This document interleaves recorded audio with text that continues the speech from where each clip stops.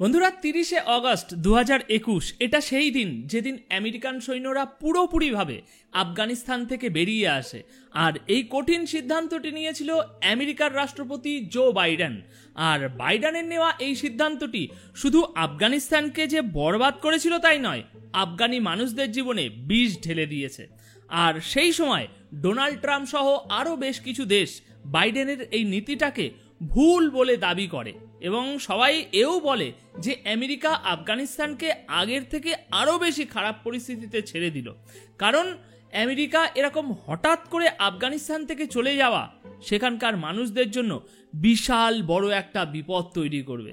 বিশেষ করে ওখানকার বাচ্চা ও মহিলাদের সাথে বিশাল বড় একটা ছেলে খেলা করলো আমেরিকা। এবার এখানে আপনার মনে একটা প্রশ্ন ওঠা উচিত যে আমেরিকা ওখানে আসলে করছিলটা কি, যে কারণে আফগানিস্তান আজ এত খারাপ পরিস্থিতিতে পৌঁছে গিয়েছে।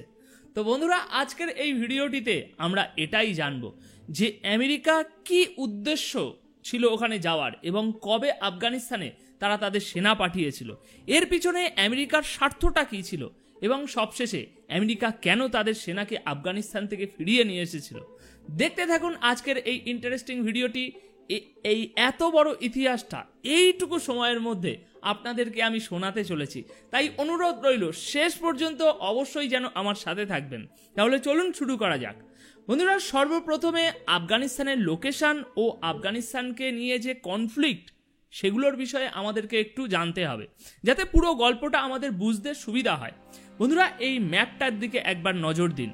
দক্ষিণ এশিয়ার এরকম একটা জায়গায় অবস্থিত আফগানিস্তান, যার একদিকে পাকিস্তান, একদিকে ইরান, একদিকে তুর্কিমেনিস্তান, একদিকে উজবেকিস্তান আর একদিকে তাজিকিস্তান। এই সমস্ত দেশগুলোর সাথে বর্ডার শেয়ার করা ল্যান্ডলক একটা কান্ট্রি আফগানিস্তান।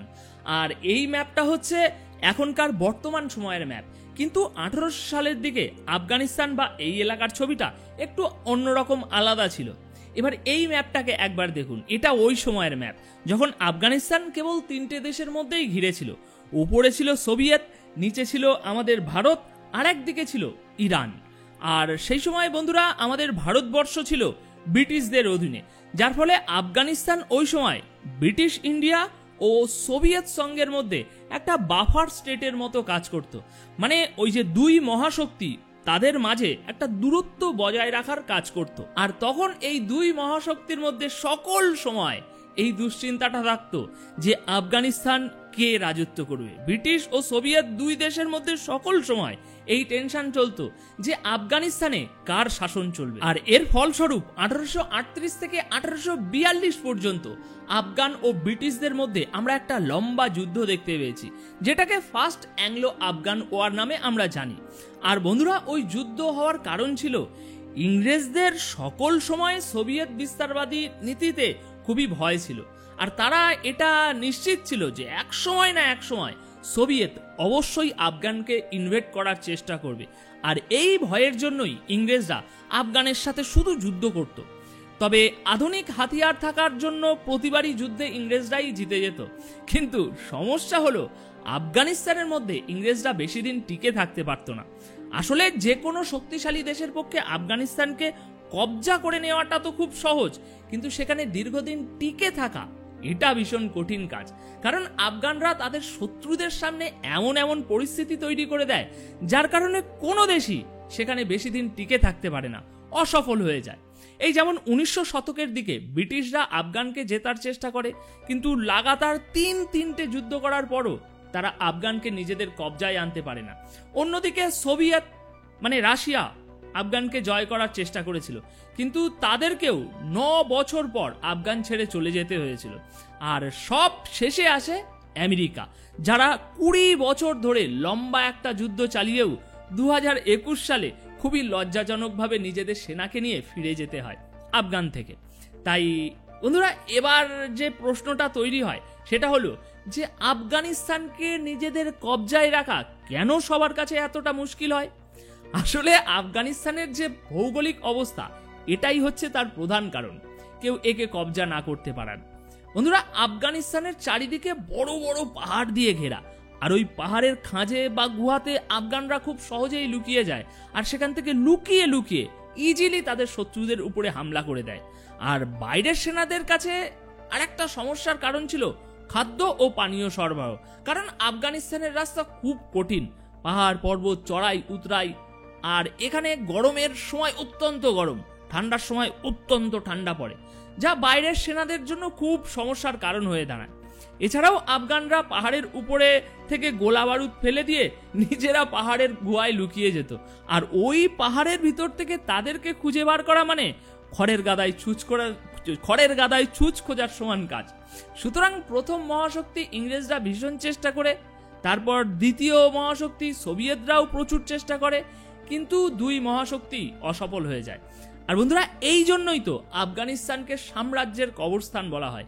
কিন্তু তা হলেও এইসব কিছু জানা ও দেখা সত্ত্বেও আমেরিকা আফগানিস্তানে আসে। তাই এবার প্রশ্ন হলো, কবে আর কেন এসেছিল? বন্ধুরা, 11ই সেপ্টেম্বর 2001 এই তারিখটার কথা আপনাদের মনে আছে কি? আমেরিকার ওয়ার্ল্ড ট্রেড সেন্টারে এই দিনেই কিন্তু হামলা হয়েছিল, আর এই হামলাটার সমস্ত দায় নিয়েছিল আল কায়দার লিডার ওসামা বিন লাদেন। আর লাদেনের করা এই হামলাটা আমেরিকাকে একেবারে পুরো নাড়িয়ে রেখে দিয়েছিল।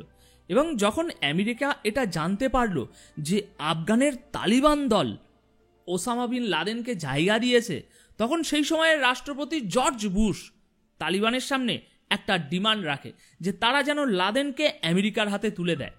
কিন্তু বন্ধুরা, তালিবানরা আমেরিকাকে এই বলে কাটিয়ে দেয় যে আপনারা প্রথমে এটা প্রমাণ দিন যে ওই হামলাটা লাদেনই করিয়েছে, তারপর আমরা এই বিষয়ে বিচার করব, ভাবনা চিন্তা করব। এবার বন্ধুরা, তালিবানদের এই সিদ্ধান্তটা ঠিক ছিল না ভুল ছিল আমি জানি না, তবে এরকম একটা সুপার পাওয়ার দেশকে এমন একটা স্টেটমেন্ট দেওয়া নিজের পায়ে নিজে কুড়ুল মারার সমান। আর শেষ পর্যন্ত হয়ও এটাই। জর্জ বুশ শুধু প্রমাণ দিতেই অস্বীকার করেছিল তাই না, আফগানিস্তানে তালিবানদের সাথে যুদ্ধ ঘোষণা করে দেয়। আর ঠিক এইভাবেই আফগানিস্তানে প্রথম আমেরিকান সেনারা প্রবেশ করেছিল।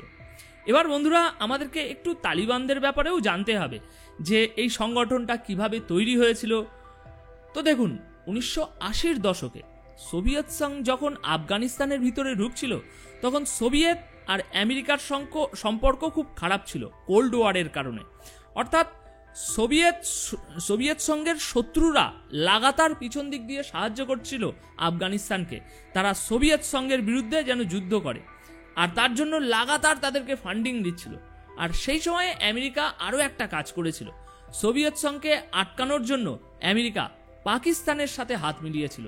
আর তার ফলে ওই সময় পাকিস্তানের ভিতরে আমেরিকার প্রভাবে কিছু দল তৈরি হয়, যাদেরকে সমস্ত রকমভাবে প্রস্তুত করা হচ্ছিল সোভিয়েত সংঘের বিরুদ্ধে লড়াই করার জন্য। আর সেই দলগুলোর মধ্যে একটা দল ছিল তালিবান, যাদের সমস্ত প্রয়োজনীয় ফান্ডিং আমেরিকা দিচ্ছিল। এবার এই সমস্ত দল মিলে সোভিয়েত সংঘের বিরুদ্ধে লড়াই করে তাদেরকে হারিয়ে যখন এই যুদ্ধ শেষ হলো, তখন আফগানিস্তানের মানুষ এই সমস্ত দলকে খোলাখুলিভাবে আহ্বান করলো, আসতে দিল, স্বাগতম জানালো। আর দেখতেই দেখতে তালিবানের হাতে পুরো আফগানিস্তানের কন্ট্রোল চলে আসে। কিন্তু 2001 সালে যখন আমেরিকার ওয়ার্ল্ড ট্রেড সেন্টারে হামলা হলো, তারপর আমেরিকা তালিবানের বিরুদ্ধে যুদ্ধ ঘোষণা করে দেয়।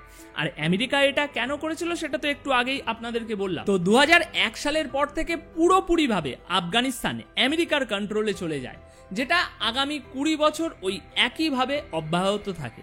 কিন্তু অবশেষে 2001 সালে আমেরিকাও আফগানিস্তান থেকে চলে যায়, আর তারপর থেকে এখনো পর্যন্ত তালিবানই পুরো আফগানিস্তানকে শাসন করছে। তো বন্ধুরা, এই ছিল পুরো গল্পটা। তবে এই গল্পের পরের অধ্যায় যেটা, যে বর্তমানে এখন আফগানিস্তানের কি পরিস্থিতি, তালিবান ক্ষমতায় এসে আফগানিদের জীবনে কি কোনো উন্নতি হলো, এই সমস্ত বিষয়ের উপরেও আপনারা যদি জানতে উৎসাহিত থাকেন, যদি মনে করেন যে বর্তমানে আফগানিস্তানের পরিস্থিতির উপরে আমি একটা ডিটেল ভিডিও বানাই, তাহলে কমেন্ট বক্সে শুধু ইয়েস লিখে জানিয়ে যান। খুব শীঘ্রই আমি একটা ডিটেল ভিডিও এই বিষয়ের উপরে বানাতে চলেছি। তো আপনাদের সাহায্য সাপোর্ট না হলে সেটা বানানো সম্ভব হবে না, তাই একটু কমেন্ট বক্সে জানিয়ে যান। তো আজকের ভিডিও তাহলে এখানেই শেষ করব। গল্পটা আপনাদের কেমন লাগলো আশা করি ভালো লেগেছে। যদি ভালো লেগে থাকে তাহলে একটি লাইক দিয়ে যাবেন। আর দেখা হচ্ছে পরবর্তী এপিসোডে নতুন কিছু গল্প, নতুন কিছু ঘটনার সাথে।